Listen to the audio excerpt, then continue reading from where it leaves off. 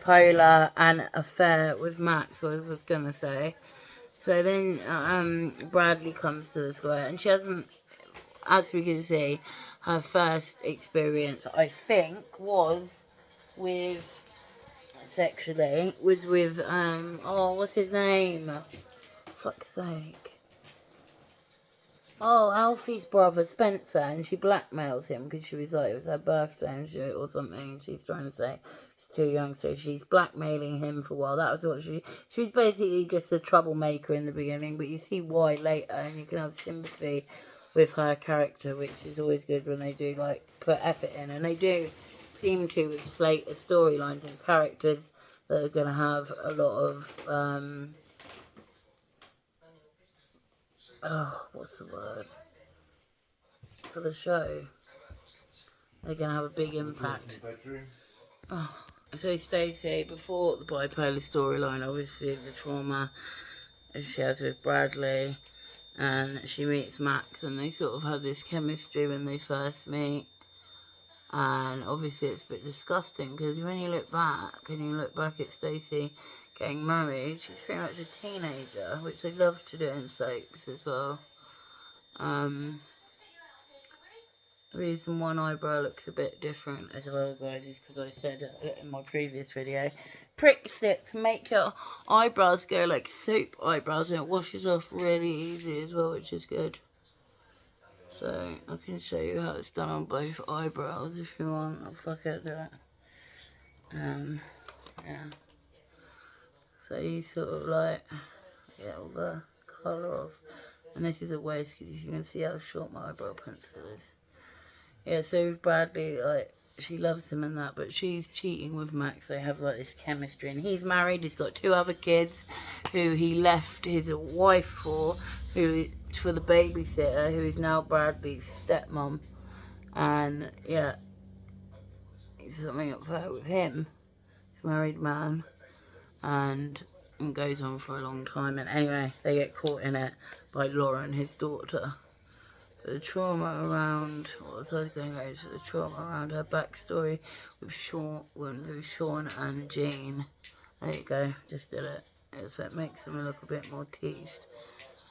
Yeah, so she has trauma because she has abandonment issues with her mum, with her brother, and his issues around the mum and her disappearing, and his embarrassment of Jean compared to Stacey's more kindness. We see it come out, her nicer parts of her character. So here it is close up. You can see the sparkle, the shine. I said about this mascara, since I've not used Felsons anymore, it's amazing. It's called Firework, and it depends on mascara, the bristles, doesn't it? Like whether it's going to be a good mascara or not. So anyway, she married Bradley, but this camera has been filming the whole time during their wedding and leading up to it, and people coming in to wish her good luck, and yeah, so it goes on for a while, the affair. And also Tanya, funnily enough, ends up doing stuff with Stacey's brother Sean, and anyway, comes back, and the tape's been playing. It's the episode, it's the wedding, and you see the camera flashing the whole time, so we know it's going to lead on to something. But trauma for her is everything happened for Stacey far too young. She had to deal with her mum being ill, she had to deal with her dad dying when she was 11, and she had to deal with her brother running away from it all, and her taking it all in on her own. And keeping her mum safe and out of trouble, a lot of it. So she was wise beyond her years, you could say. Unlike this other content EastEnders creator agrees with me, unlike her counterpart daughter, who is just a pain in the arse and only had sex because she was bored.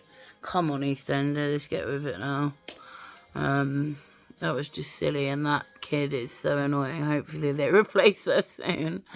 So yeah, and then it gets to Christmas, is around the time, not long after they've been married, I don't think, because they play the tape and it's addressed to Bradley, and Lauren is the one who's recorded it all, the affair, and has issues with Max, and was always the one who had issues with Max anyway, because of how he is.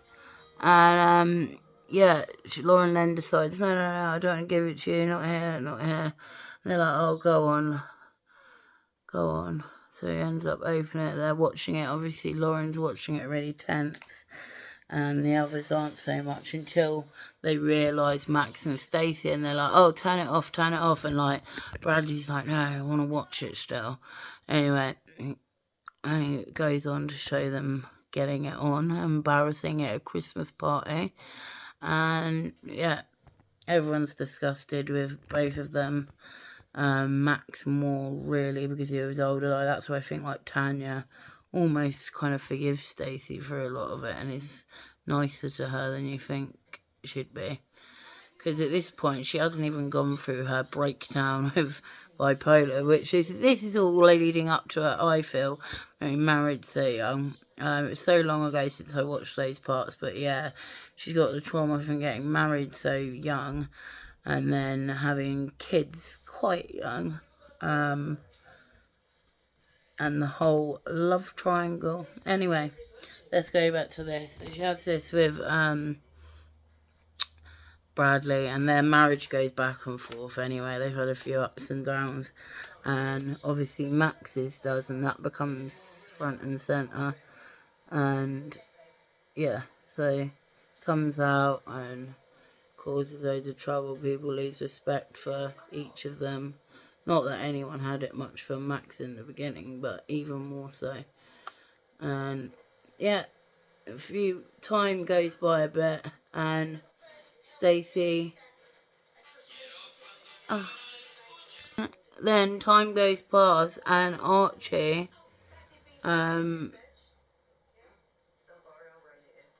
is Peggy's husband, brother of her first husband, who's very controlling with Peggy and what she wears, which I thought was so funny because Pat said, oh, when you went through your Margaret Thatcher phase with Archie, and seriously, it's funny when you see what she's wearing at that time. She has a breakdown, she starts to lose the plot. She has night sweats, spending loads of money. This was caused slowly building up to the death of a friend she made, Danielle, who came down from Birmingham, and they became close. She worked on her still. She was like her new Ruby, kind of. They were best friends and did everything. But Stacey, this is where I saw the early signs of like Stacey's bipolar, because the guy that Danielle really fancied Stacey, and Stacey even then went behind her friend's back and did things with this guy, who was someone on the square's son. I can't remember. He lived with Minty and Gary for a bit. See, I thought the bipolar thing happened after Bradley, but some of it does, I think, maybe. And anyway, so yeah, she's starting to go a bit crazy around this time. She'd been